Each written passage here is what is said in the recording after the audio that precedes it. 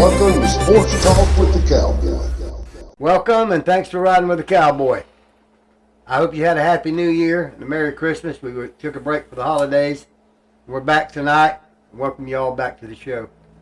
I wish I could bring better news to you tonight, but the news I'm bringing you tonight is fresh from happening less than an hour and a half ago in Tampa. The Tampa Bay Buccaneers will retain Todd Boles to be the head coach in the 2026 season. I like Todd Boles as a human being. I think he's a fine man, but I don't think he's a coach for the Tampa Bay Buccaneers, and definitely not in 2026. He has been retained by the Glazers for 2026.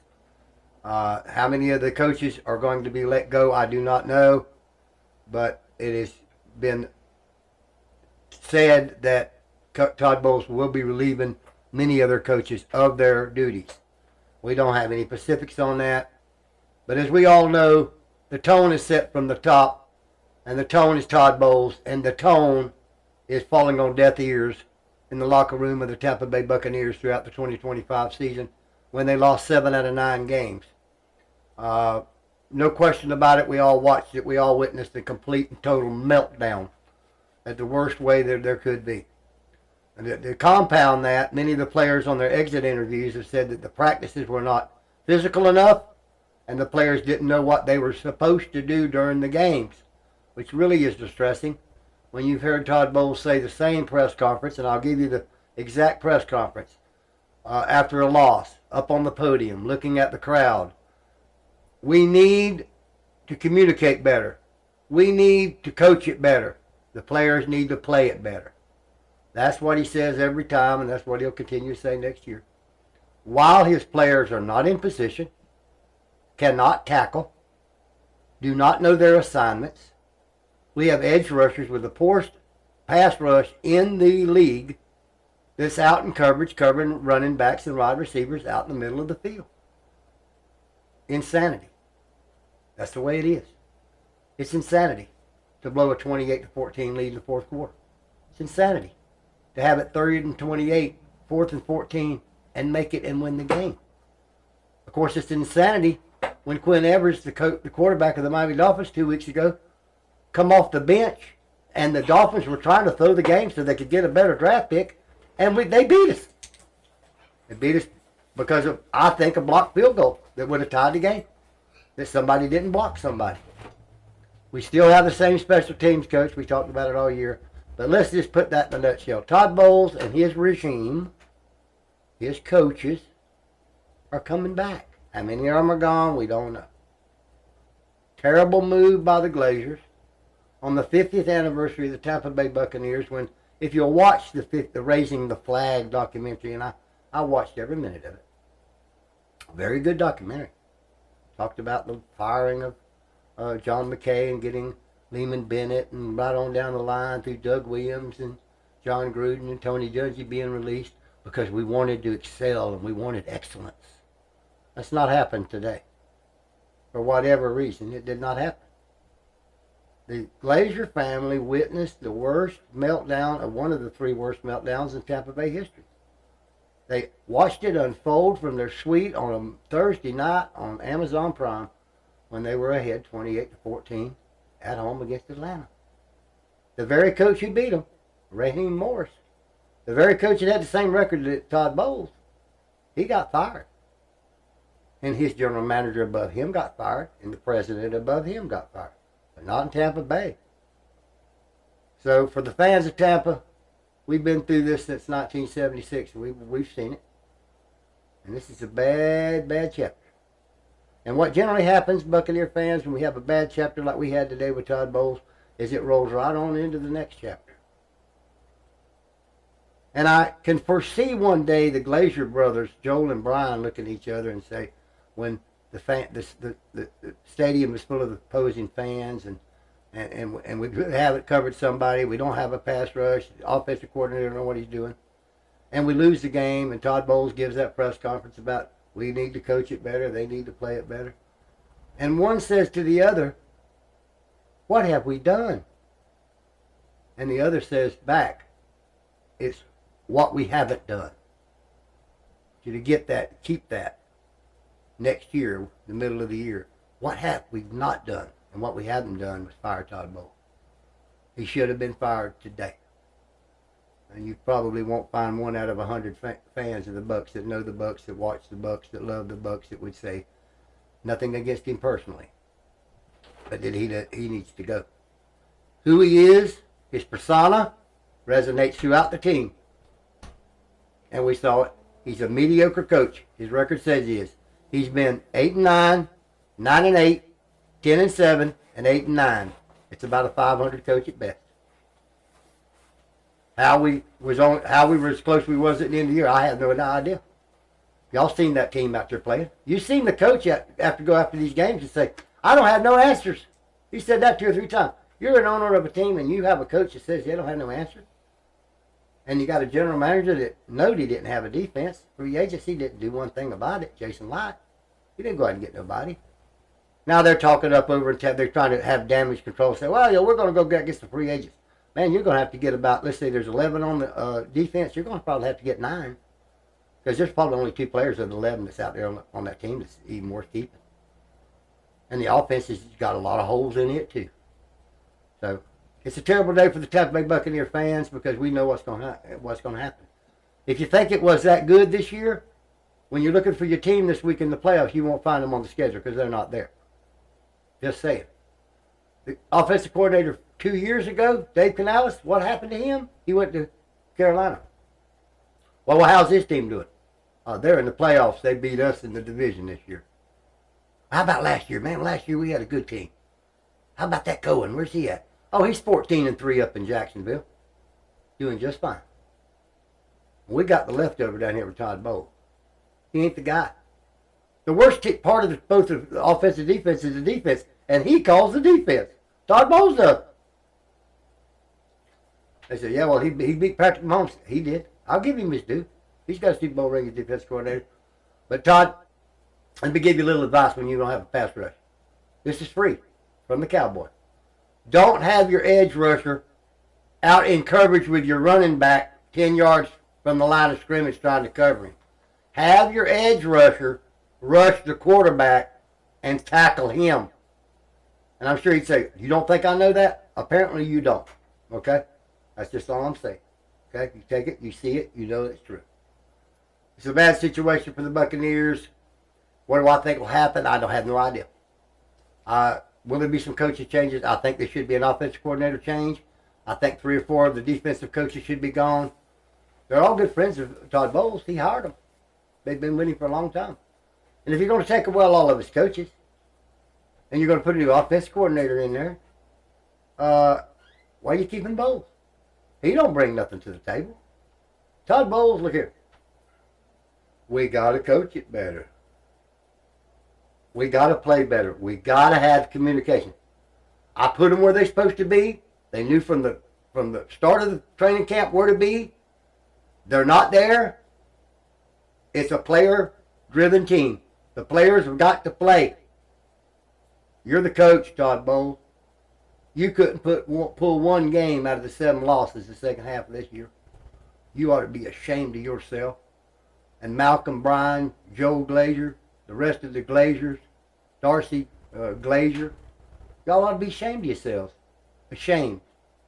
Because you have got a coach down there that no fan of the Tampa Bay Buccaneers supports. And if you can find them, you can put them in a pretty small room.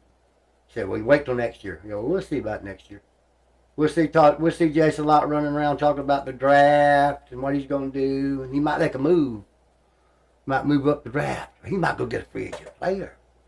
Well, Jason, you're going to need to get more than one free agent player. You're going to need to get about 5 or 6. And when I see them, I still won't believe it because they won't know where to go with the coaches you got. So I don't know who the coaches are going to be. So we're a little premature on who the coach is going to be, but don't think there's a whole bunch of them lining up to go in with Todd Boles, because Todd Boles, if he loses next year, ain't going to be a coach very much longer, I would hope. Maybe the Glazers keep him on if he goes 0-17. Who knows? I mean, with a collapse that they sit there and watch themselves, okay. Maybe Jason Light will go get Hassan Reddick. Again, that great two-sack wonder. 2 sacks. $12 million, $12 to $14 million, it don't matter.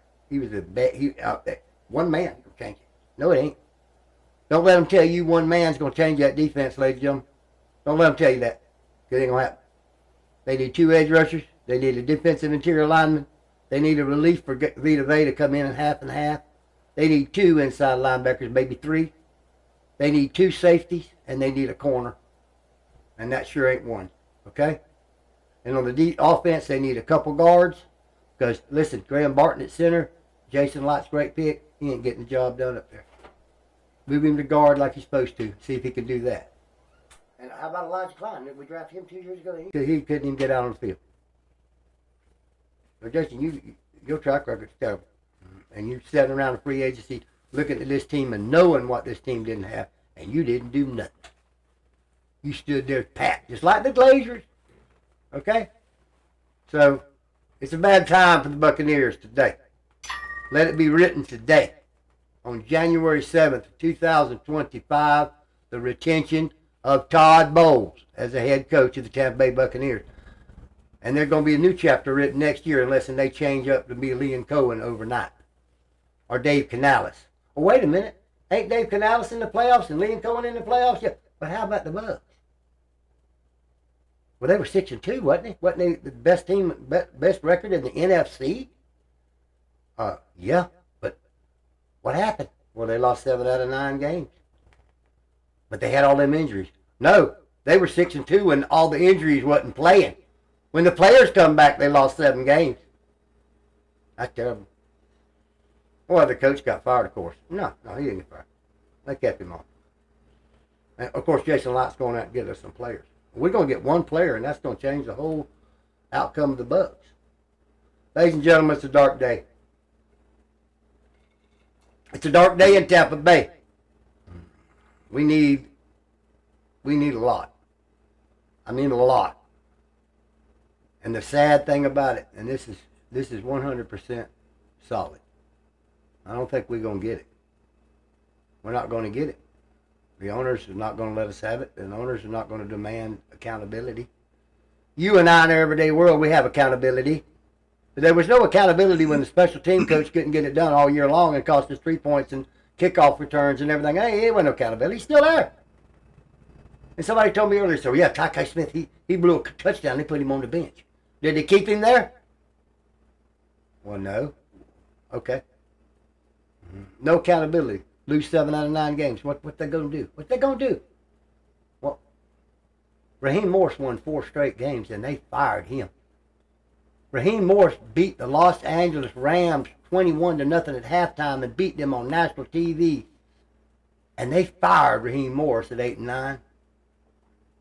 The Los Angeles Rams beat us like a rug that was dirty with a broom. Hey, no accountability. So the Glazers, I hope you got a mirror in your house. You probably don't have many. Okay? You need to go buy one. Go down with a common man and go down to the dollar store and get your mirror. Because you need to look in it. You need to watch that raising the flag documentary that you put out. And it was a beautiful documentary. A wonderful documentary. A lot of the players from the past came on there. Jimmy Giles, everybody. Oh, God, you got to watch it. And watch it close. And say to yourself, well, them ain't the same people that would hire Todd Boles back, is it?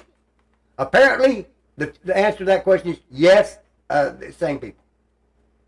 But we're in sad shape out there, ladies and gentlemen. I have many a question here, and I'm going to start on them because this is a special show. And I'm just going to say their name. I'm not going to try to tell you the town there. And Denise wanted to know who I thought would be fired as a coach of the Bucs by Todd Boles. Denise, I think everybody's at play. I would hope that the special team coach is fired. I hope defensive line, linebacker, defensive back coach, defensive end coach, all of them are fired. I think the whole defensive staff should go. Will Todd Boles fire all of his friends? Probably not. Thank you for your question, Denise. The next question is from Kathy. Kathy wanted to know, was there any coaches that they could have gotten? Kathy, there's plenty of coaches out there running around right now. Jim Harbaugh of the Baltimore Ravens was there 18 years and won a Super Bowl as a coach that's unemployed right now. And we aren't going to look for him because we got the answer to the question with Todd Boles. A record 8-9, 9-8, 10-7, 8-9. He's great, ain't he? Wait a minute. How about Liam Cohen, the coach you had last year in Jacksonville? What's his record? 14-3. So, maybe we need to go get another Liam Cohen. We sure as hell would like to find one. Thank you for your question, Catherine. And the next question is from Charles, and Charles wanted to know, could we build it through the draft like Light does every year? Light don't do much in the draft. He's got you smoking mirrored in that draft. Graham Barton is not the center he said that he was. He's, matter of fact, one of the poorest rated centers in all the National Football League. He should be playing guard.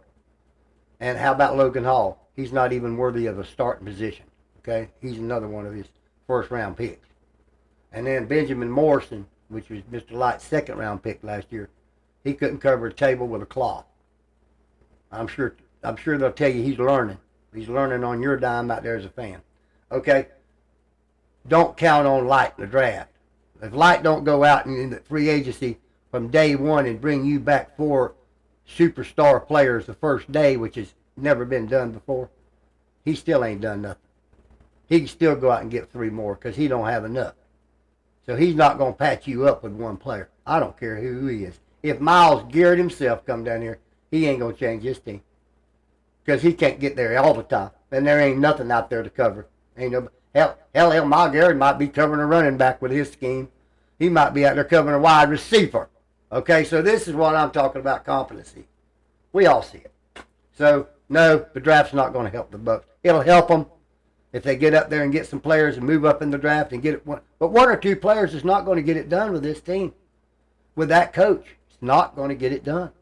They can tell you it is. They told you last year that they went and got Hassan Reddick, and they got their pick from Arkansas, Central Arkansas, that was going to do all that. He didn't even get through from training camp. And the guy that they said was the veteran free agent superstar, he got $12 to $14 million for 2 sacks. 2. Okay? So you will see it. Don't believe what Jason Light tells you on his draft, because I can go back with his draft and show you. You can show me a lot of good players. I can show you a whole lot of bad ones. Thank you for your question. And the next question from Ralph, and Ralph wanted to know how I felt about the other teams in the division for next year. I don't know who they will be to the draft and free agency, and even one of them don't even have a head coach. But I can tell you this, each one of those teams beat us in the last 4 games. The Falcons beat us, the Saints beat us, Panthers beat us. So 3 of the teams in our division all beat us on this stretch at the end of the season. We did beat the Panthers the last game, but they beat us the first one 2 games before that, 2 weeks before that. Okay? And they're getting better. The Bucs speak for themselves of what they're going to do. And if they get 1 or 2 players, remember, don't think that's enough.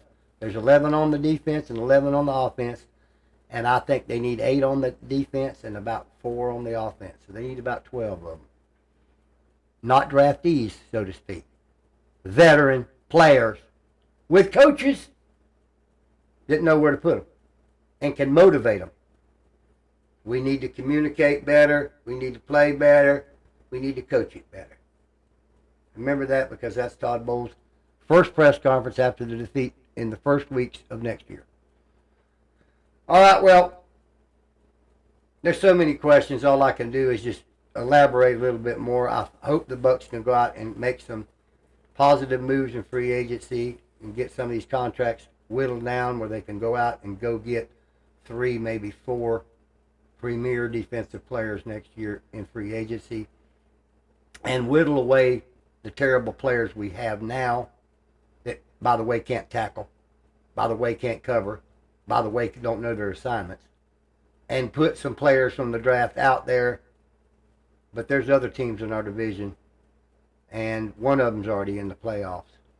So I wouldn't look for us to really make great gains unless we really make great gains. Could it happen? Sure. Could we hope it happens? Yes. Will this show keep you posted about them happening? You better believe it. But for tonight, there's an SOS and a Mayday in Tampa with our Buccaneers.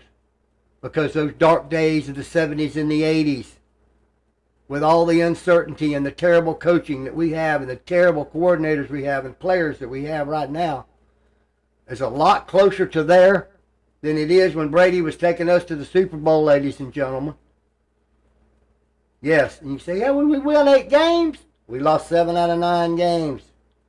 7 out of 9. That's how many games we lost. So let's not get too excited about next year's season so far. We'll keep you posted here at Sports Talk with the Cowboy. And again, I want all you to remember, Todd Boles is a human being, is a great human being. I believe. I don't know the man. He looks to be a good man. I think he wants to win, but he doesn't. If you will watch him, have the persona to lead these men, to put out the vibe of leadership to make them good. Because if he could do that, he wouldn't have lost 7 out of 9 games and look so inept doing it. All right, we're going to move on now to the Tampa Bay Rays. They're going to start spring training here in about 5 weeks. And in them 5 weeks, we'll know a little bit more about the players. Haven't been any big players taken. Want to mention the Lightning. 8 games in a row they've won. Congratulations. Congratulations to the Lightning winning 8 straight games in hockey. Until next show, God bless you. Cowboy out.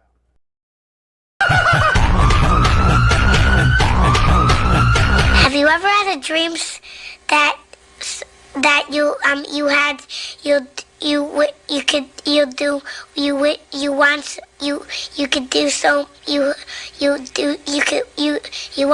want him to do